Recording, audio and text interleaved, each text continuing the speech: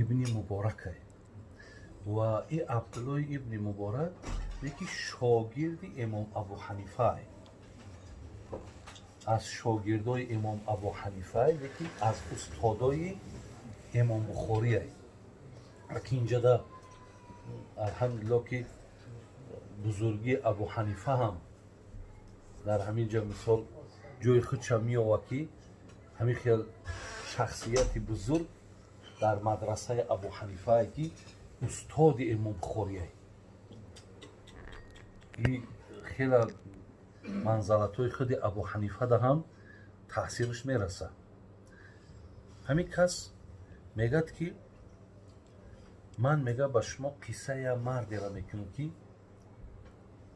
40,000 сандуқе аз китоб дошт. сандуқҳои аз китоб дошт мегӯям. 40,000 китоб дошт. 40,000 китоб дошт.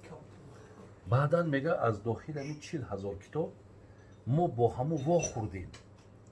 ин мардак мега ҳамин китобҳоро мутолиа карда будааст. аз дохили ҳамонҳо барои он ки мисол ман ҳамоз як китобо ки бихонам, ягон чиза ки маъқулу бо ҳамон лозимӣ ки биём, ростакшда як ишорак мемонам. ё болак ки ҳамон саҳифада менависам ки ҳамин саҳифа ба ҳамин чиз дорад. мисол ман дар кошид паго биёмуш.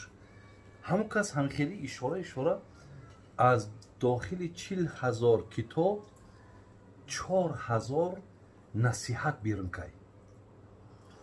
баъдан мега истода ҳамин хел андеша кай худи ҳамон ки и 4,000 ам бисёри бадай.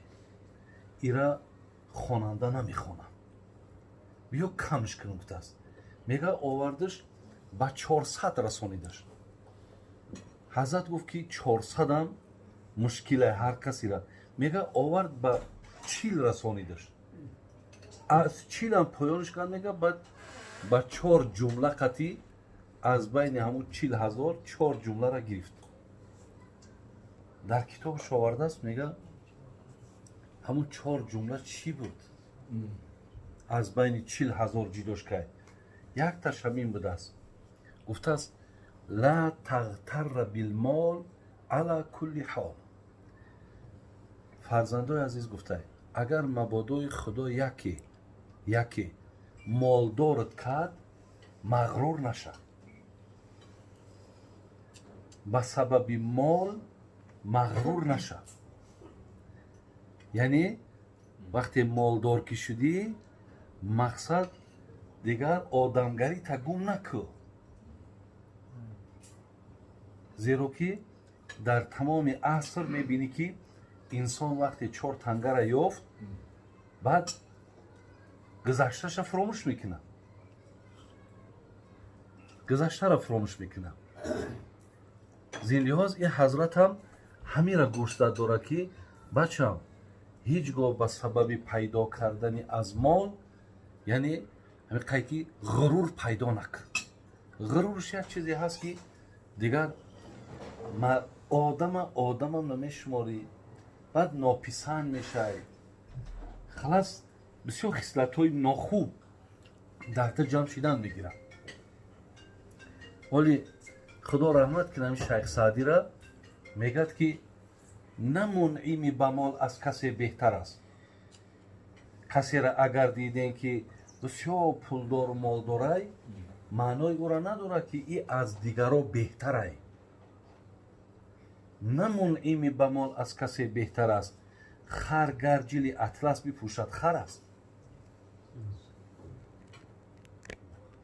ба мол мо наметавонем. оли ман як гуфти чизо ҳамита дар зеҳнам мегӯм ки агар дар миллате ки зана айрӯи зебогиш, мардака айрӯи пулдориш биган беҳтаринҳои миллат ҳамиёай, вой ба ҳоли ҳамун миллат.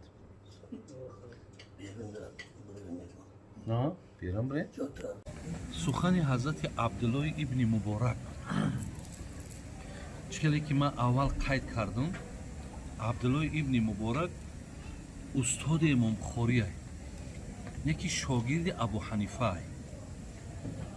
ана падаршон муборак ном доштанд. ولی پدرش قصه میکنن که یک نفر میگه همین مبارک باغبان گرفت در خودش. باغبان گفت که نمی باغی ماهای میای در همینجا کار میکنی، مبلغ شرایطت میتونم. گفت مایلش آخی، اگر مرا در کار بگیری مایلش. باغش انار بدست. بعد میگه همین مبارک گفت که وظیفه تو گفت анамин дарахтора тоза мекунӣ, бехакҳои ҳамира мулоим мекунӣ, об метӣ, халас корат ҳамин. баъд мега вақте соли оянда вақти ҳосил буд, мардаки боғдор ёро рафиқоро ҷамъ карда гуфт мерем и хак анор мехӯрем боғи мада. баъд омадан шиштану муборака гуфтанд, доданаш табақа, гуфтанд барои анори ширин биёр. мега овард ҳама анорҳои туруш. гуфтанд тақсир, анорҳои ширин биёр, ту намедонӣ кадом дарахт ширине, кадомаш мисолта ту дар и даруни боғи охӣ. баъд гуфт тақсир, шуморо мо вазифамон тоза кардан буду об додан буд. ман то ҳозира ба худое ки офаридаем ман як анори тира чашидагӣ нестам. и боғбон мега вақте ира шунид, гуфт аллоҳи меҳрубонаш шукр ки ман одаме ки барои ман дар кор буд ёфтам. и хел одама ҳар кас намеовад охӣ, то дарак меояд ки ними боғта фурӯхтай. ҳоли худат ҳечи нодидаву нофаҳмида чӣ балоҳое ба сарат меорад. баъд занаш мета, ҳамун боғбон занаш мета, ҳамин абдулло аз ҳамун зан кира духтари худша меташ. мега ман мақсад ҳамин хел зан дорӣ? мега не надорам. мега зан мегирӣ? бале мега мегирам, агар бошад ҳай имконият надорам битена мегирам. вақте шаб мега наздаш медроя, мега ки ҳамин раҳбари калонат падарма мега. ҳамунҷа баъд огаҳӣ пайдо мекунад. халас яъне бисёр падаршам одами шариф, худшам одами шариф. баъд якум чӣ гуфт? гуфт ки аз ҳамин байни 40,000 тасаввур кунед китобҳо 4 чиз якташ вало тахтарра билмол ала кулли ҳол. бачам агар яке дастат пури молу пулам шид, мағрур наша, ҳеҷ гоҳ мағрур наша, хутагун накун. мақсад ҳамун шакл ранге ки будӣ тағйир наёб. зеро ки шайх саъдӣ мега ба дунё тавонӣ, олибин мега ана яъне дар мисрош ки инсон дунё як чизе ҳаст ки гаҳе пушти зину гаҳе зин ба пуштай. яъне дунё ҳамин хелай. ҳозир додад имконият мумкин як сол баъд амира бо бигира.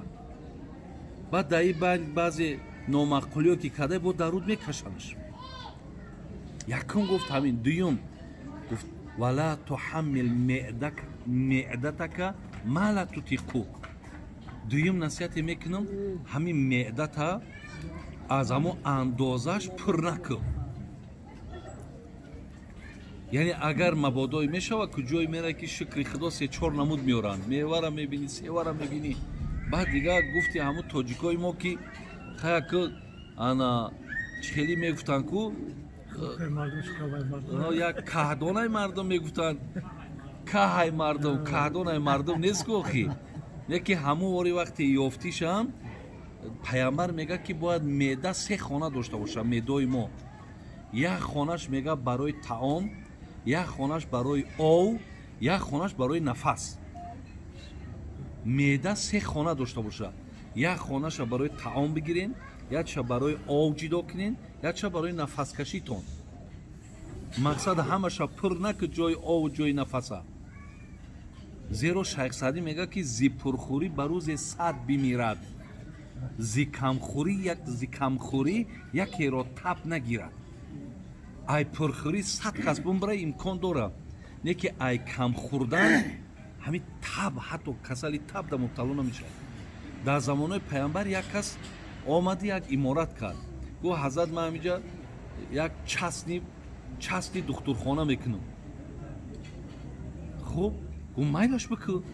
як сол ҳамунҷа дар дарвозаи беморхона шавӣ кард, як кас бемор намешавад. баъд омад гуфт ҳазрат ака мо иҷода зиён кардем мо ҳеҷ фоида надидем иҷозат я добти яке дига ҷобрем хай гуфт ҳазрат дорш дод гуфт хай аллоҳ нигаҳбонад не ки гуфт як чӣ пурсум чаро ми мардум бемор нашиданд иллат ча намегӯӣ гуфт ки иллати ин мардуми мусалмон ҳамее ки гирисна бошад баъд мехӯра лекин пеш ай сер кардан бас мекунад бубинед то гирисна нашава намехӯра агар хӯрдам бо пеш ай сер кардан бас мекунад анами ҷиҳат гуфт иё бемор нашиданд дуюм чизе ки бародари абдулло барои мо гӯшзад кард ҳамин буд меъдаҳотона пур накунед ака худо парда кунад ки як каса барам беморхонаву бигӯянд чӣ дард дора пур хӯрдай бисёр мақсад айбам ҳаст ку охи ай пурхӯрӣ марда касал шида ака худое накунад ки агар бо бумбурӣ е медонӣ чӣ қадр валвалаву гапи баланд мешавад ки ай пурхӯрӣ мурдай мардак ду сеюм чиза гуфт вала таҷмаъ минал илм ма ла янфаук гуфт ҳамин илми бисёреро ки амал карда наметонӣ ҷамъш накун ҳамон қа илме бигӣ ки ба ҳамон амал карда битонӣ оё аз пайғамбармонам ҳадис дорем касе илми зиёд дораву амал надора аз ӯ дар илми каме ки амал дора ӯ беҳтарад бисёр илма ҷамъ кардаму ҳеҷ пойбанди амал нестум мега ҷамъ накун ӯ қа илмеро ки дар ӯ худат амал надорӣ чӣ дар кор чаҳорум бародарои азиз гуфтанд ки ака камтарак ҳамиш чизи бояд ки мақсад ҳар хел қабул накунам бо ана гуфтанд ки